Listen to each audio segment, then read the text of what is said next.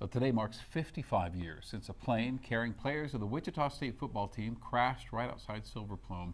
31 people were killed. Denver 7's Daniel Kreuter spoke with Gary King. His parents were on board.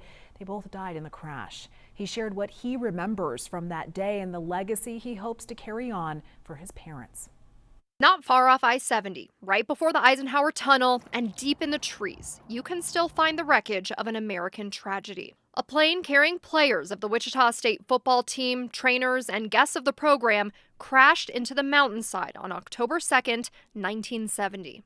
On board were Gary King's parents, Ray and Yvonne. Just wonderful, delightful people. Ray King was a Republican state representative in Kansas. He was a very gregarious guy. My mother was a delightful, beautiful woman. They were season ticket holders for Wichita State football. When the team was flying out of town for a game, the couple was invited to come along. They weren't planning to go, but apparently a couple that were supposed to go on the trip backed out at the last minute. The plane stopped in Denver to refuel and was supposed to head straight to Utah. For whatever reason, they made this decision to take the scenic route. There were reports of people along the highway that were looking up and seeing the plane fly rather low. It was a fatal error by the pilots who were not able to clear the mountains in time, crashing into the trees.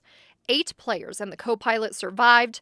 31 others died after the crash, including Gary's parents. You make these deals with God and you go through all that stuff, and by the later in the evening it was pretty clear that they had died in the crash. An investigation by the National Transportation Safety Board would later reveal that the crash was caused by the choice to take that scenic route and the fact that the aircraft was more than 5,000 pounds overweight. What aviation learned and all that stuff, I think they all learned from it for sure. Gary, his 6 siblings, and their families all visited the crash site in Colorado many years later. That was emotional. It was challenging. It was surprising to see all the wreckage still there. Just beloved people, did so much for the community. In Silver Plume. To me, that's the legacy of what they've left in us children and our children and our children's children. I'm Danielle Kreuter, Denver 7.